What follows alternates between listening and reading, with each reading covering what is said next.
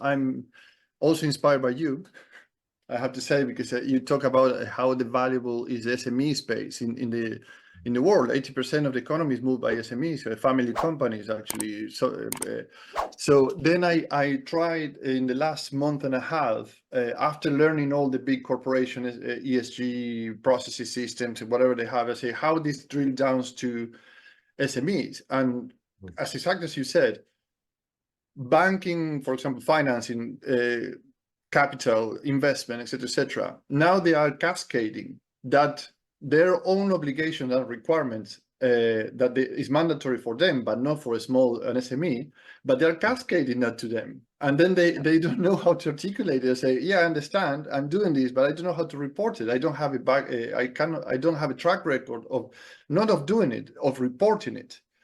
And that, I think, is the key that where I'm looking into bring ESG into this environment, because it's exactly as you say. The people do it. A friend of mine they have a portrait photography studio. They are doing quite well. 12 employees, 2 branches, etc.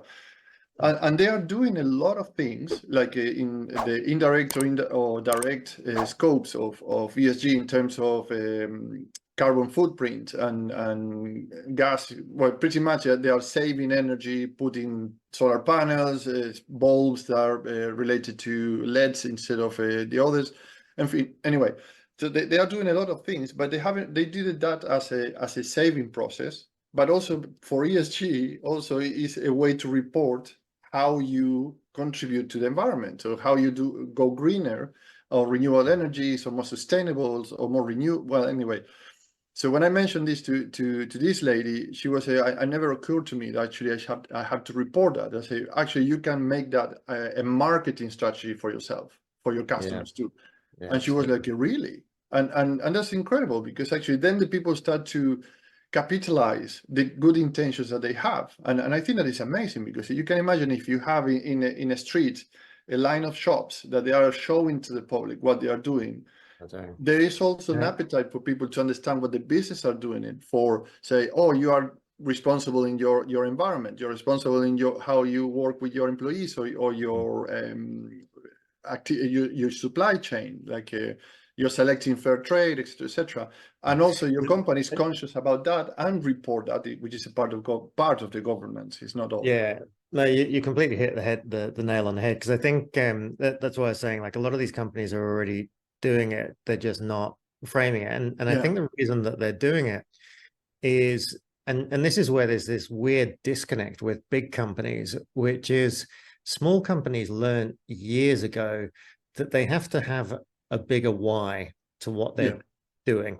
Otherwise they just can't, like, they haven't got the money to attract staff, they haven't got the dollars to attract clients, so they need to rely on word of mouth.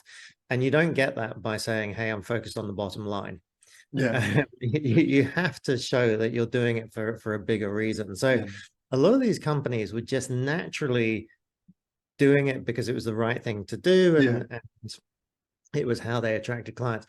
It's only when you kind of took that idea, and it was so weird. I remember going and talking to investors, proper sort of big institutional investors, when like 10 years ago, when this was all sort of starting to come about, and I was talking about ESGs like very early on in that kind of conversation, but really about cause marketing and having an impact.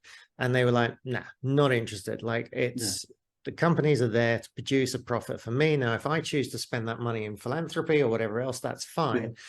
I was like, forget that. Like, if companies don't have it, they're not going to be able to attract the staff. They're not going to be able to attract clients. So I think, and again, in terms of us selling our services as around ESG on the board, we have to frame it in terms of a way that businesses can see the value to themselves. And I think marketing is a great way of doing that. I think the other point you mentioned on, which is very, very spot on as well, is this idea of cascading reporting. So what governments have done is they've said, okay, we need more reporting around this. Now, there's some industries like actually, if you look at construction or very heavily regulated industries, they've got a lot of reporting already. It's already in there. But generally, it's the bigger companies that have to do the reporting because it's too much overhead for the smaller companies. However, what the big companies do is exactly what you've said. They cascade it down. So the banks are doing that. They're saying, well, before we give you a loan or before you can open an account, we need to see this.